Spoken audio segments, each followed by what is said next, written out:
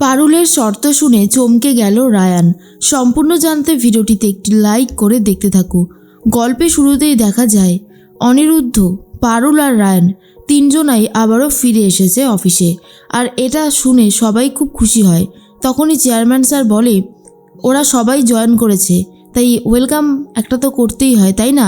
এর মধ্যে অনিরুদ্ধকে নতুন করে সুন্দরভাবে চেম্বারটা ভালো করে সাজিয়ে দেয় আর বলে, আচ্ছা অনিরুদ্ধ, তুমি খুশি তো? অনিরুদ্ধ বলে, কি বলছেন স্যার, আমি আবার খুশি হব না? আপনার থেকে যা পেয়েছি তাতে খুশি না হয়ে থাকা যায়? আপনি সিইওর মতন একটা পদ আমাকে দিয়েছেন। তখন চেয়ারম্যান স্যার বলে, আসলে এটা তো আমি সংযুক্তাকে দিয়েছিলাম, সংযুক্তা তো এর মান রাখতে পারলো না, আশা করব তুমি এর মান রাখতে পারবে। দেখো আমি একটা কথা বলি, দেখো জীবনে কিন্তু তোমারও প্রলোভন আসবে, আর সেই প্রলোভনে পা দিলে কিন্তু একদম সব কিছু শেষ হয়ে যাবে। তাই তোমাকে নতুন করে এই পিওর লাইফকে গড়ে তুলতে হবে, পারবে তো? অনিরুদ্ধ বলে, নিশ্চয়ই স্যার, আমি চেষ্টা করব। এর মধ্যেই ধ্রুব বলে, জানতাম এই অনিরুদ্ধ, রায়ান আর পারুল মিলেই সংযুক্তাকে এখান থেকে বার করে দিয়েছে। সংযুক্তা তার জীবনের একদম উচিত শাস্তিটুকু পেয়েছে। কী যে আনন্দ হচ্ছে আমার, সেটা বলে বোঝাতে পারবো না। অনেক সংযুক্তা, অনেক, তুমি অনেক মানুষকে জ্বালিয়েছ, অনেক অপরাধ করেছো, এবার তুমি তোমার কুকীর্তির উচিত শাস্তি পেয়েছো। আমি তো আগেই বলেছিলাম পারুলের মধ্যে অন্য রকমের একটা ব্যাপার আছে, যেটা অন্য কারোর মধ্যে নেই। এদিকে শালিনী ভাবে পারুলের জন্য তাদের নার্সিংহোমটা বন্ধ হয়ে গেছে আর অনেকগুলো টাকা ক্ষতিপূরণও দিতে হয়েছে, তাই পারুলকে সে ছাড়বে না। এর মাঝখানে পারুলকে কংগ্র্যাচুলেশনস বলে ধ্রুব, আর বলে, তুমি ভেবো না পারুল যে সংযুক্তা চলে গেছে মানে তোমার জীবন থেকে সমস্ত বিপদ চলে গেছে। সংযুক্তার মতো রক্তবীজরা বারবার করে ফিরে আসে, তাই তুমি একটু সাবধানে থেকো।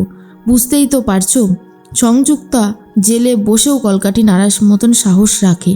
তখন পারুল বলে, উনি আর কিছুই করতে পারবে না ধ্রুব, কারণ ওনার ব্যবস্থা আমি ভালো মতন করে দিয়েছি। এর মধ্যে অনিরুদ্ধ বলে, পারুল, তোমার সাথে আমার কিছু কথা আছে, যেগুলো না বললেই নয়। তখনই রায়ান ভাবে, ব্যাস শুরু করে দিয়েছে এই বুড়োটা। কোথায় ভেবেছিলাম চলে যাচ্ছে, বাঁচা গেছে, তা তো হলোই না, উল্টে আবার ফিরে এলো।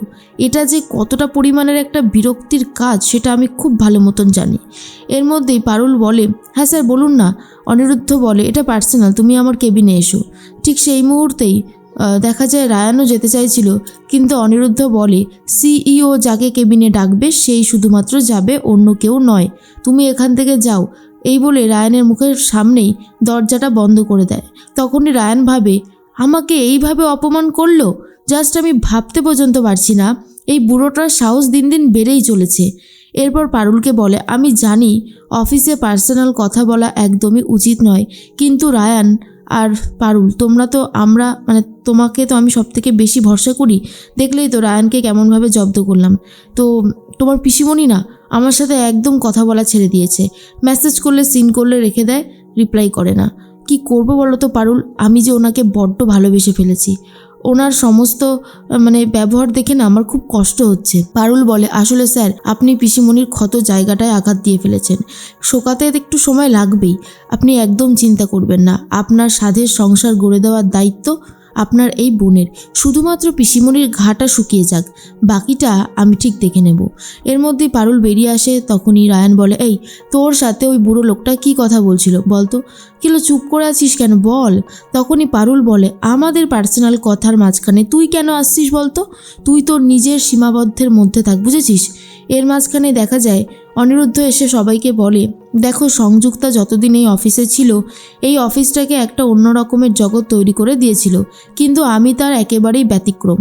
আমি চাই অফিসের এমপ্লয়িরা ভালোবেসে মন দিয়ে কাজটা করুক, জোর করে, বাধ্যতামূলক নয়। আসলে এটা তোমার আমার সবারই কাজের জায়গা, এখান থেকেই কিন্তু আমাদের রুটি রোজগার হয়, তাই এই জায়গাটাতে আমরা সৎ থাকবো, ভালোবেসে কাজটা করব। এরপর পারুল বলে, স্যার একটা গান দিয়ে আজকে শুরু হোক না। তখনই অনিরুদ্ধ সবাইকে একটা গান গেয়ে শোনাতে থাকে, যা শোনার পর সবাই খুব খুশি হয়ে যায়, আনন্দে হইহুল্লোড়ে করতে থাকে কাজটা। ধ্রুব তখন বলে, যাক এবার থেকে অফিসে আসতে ভালো লাগবে, নতুন করে যখন সব কিছু শুরু হয়েছে।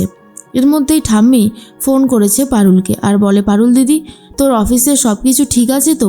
পারুল তখন বলে, হ্যাঁ ঠাম্মি সবই ঠিক আছে, অনিরুদ্ধ স্যারকে আমাদের চেয়ারম্যান স্যার সিইও বানিয়ে দিয়েছে আর আমাদের চাকরিটা একদম ঠিক আছে।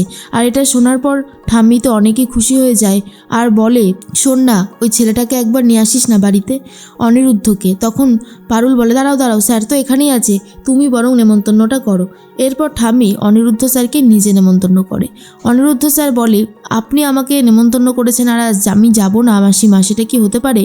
আমি অবশ্যই যাব, আপনি একদম চিন্তা করবেন না। শুনে তো ঠাম্মিও খুব খুশি হয়ে যায়। রায়ান ভাবে, ওনাকে কি বাড়িতে জামাই আপ্যায়ন করা হবে নাকি? সবাই কি ভুলে গেছে পারুল ওই বাড়ির বউ? এরপর অনিরুদ্ধ স্যার যাচ্ছিল গাড়িতে, ঠিক সেই মুহূর্তেই রীতিমতো গাড়িতে উঠতে যাবে, তখন রায়ান বস্তা নিয়ে এসে অনিরুদ্ধর মুখে চেপে ধরে অনিরুদ্ধকে মারতে থাকে। তারপরেই হঠাৎ করে অনিরুদ্ধ উঠে পড়ে আর বলে, রায়ান তুমি এখানে? রায়ান বলে, আরে স্যার আমি তো দেখলাম সংযুক্তা ম্যাডামের গুন্ডারা আপনাকে এসে মারধর দিল, কারণ আপনি সিইও হয়েছেন না তার জন্য। তখনই অনিরুদ্ধ স্যার তো সবটাই জানে কিন্তু প্রমাণ নেই বলে আর কিছু বলেনি। এরপর পারুল বলে, স্যার চলুন, যাবেন না? কিন্তু অনিরুদ্ধ স্যার বলে, না পারুল, আজ শরীরটা একদমই ভালো লাগছে না, আজ আর যেতে ইচ্ছে করছে না। এই বলেই স্যার চলে যায়। তখনই পারুল বলে, তুই স্যারের গায়ে হাত দিলি কেন? রায়ান তখন বলে, আমি কোথায় হাত দিলাম? তোর কি মাথা টাথা খারাপ হয়ে গেছে নাকি? পারুল বলে, শোন মিথ্যে কথা একদম বলবি না, হ্যাঁ আমার কাছে প্রমাণ আছে, এই যে প্রমাণ। এরপর ভিডিওটা দেখে তখনই রায়ান বলে, তুই কেন ভিডিওটা করলি? পারুল বলে, এটা যদি আমি চেয়ারম্যান স্যার, বোর্ড অফ ডিরেক্টরসের সদস্যদের কাছে পাঠিয়ে দিই, তুই বুঝতে পারছিস তো তোর চাকরিটা কিন্তু চলে যাবে। রায়ান রায়ান তখন বলে, এই তুই না আমার বউ, আর বউ হয়ে বরের চাকরি খেয়ে নিবি, সেটা কি কখনো হয়? পারুল বলে, কিচ্ছু করার নেই, তুই যা করছিস তাতে আমাকে এইটুকু অন্তত করতেই হবে। শোন রায়ান, তোকে কিন্তু ভদ্রভাবে বলছে, হ্যাঁ তুই মানুষের সাথে এরকম ব্যবহার করবি না, খুব খারাপ হয়ে যাবে। আর একটাই শর্ত আছে যেটার জন্য আমি তোকে বাঁচাতে পারি। তখনই রায়ান বলে, শর্ত? কিসের শর্ত? তখনই পারুল বলে, শর্তটা খুবই সিম্পল, শর্তটা হলো তুই নিজে গিয়ে স্যারকে নিয়ে আসবি আমাদের বাড়িতে। স্যার তো চলে গেল রাগ করে, এরপর তুই যাবি। এটা শোনার পর রায়ান বলে, ঠিক আছে তুই যখন বলছিস। এর মধ্যেই অফিসে দেখা যায় অনিরুদ্ধকে বুঝিয়ে সুজিয়ে বাড়িতে নিয়ে এসেছে। তারপরেই ঠাম্মি অনিরুদ্ধকে খাওয়াতে শুরু করে আর তখনই বলে, আরে খাও, এই বয়সে খাবে না তো আর কখন খাবে? অনিরুদ্ধ বলে, আসলে আমার শরীরটা তো খুব একটা ভালো না, তাই একটু খেতে কম হচ্ছে আর কি। তখন রায়ান বলে, আরে মার খেয়ে ওনার এমনভাবে পেট ভরে গেছে না, তা উনি আর কীভাবেই বা খাবে ঠাম্মি? শুনে তো সবাই অবাক। ঠাম্মি আর দাদু তখন বলে, মার খেয়েছে কে? এরপর রায়ান বলে, আরে সংযুক্তা ম্যাডামের গুন্ডারা এসে না আমাদের স্যারকে বিভৎসভাবে মেরেছে। এরপরই পারুল বলে, দাদু আপনার সাথে একটা কথা ছিল, আপনারই নাতি। এরপর রায়ান আবারও কথা ঘুরিয়ে দেওয়ার জন্য বিভিন্ন নানান টপিকে কথা বলতে শুরু করে, যাতে দাদু বা ঠাম্মি কেউ জানতে না পারে অনিরুদ্ধ স্যারকে আর কেউ নয় মেরেছে রায়ান।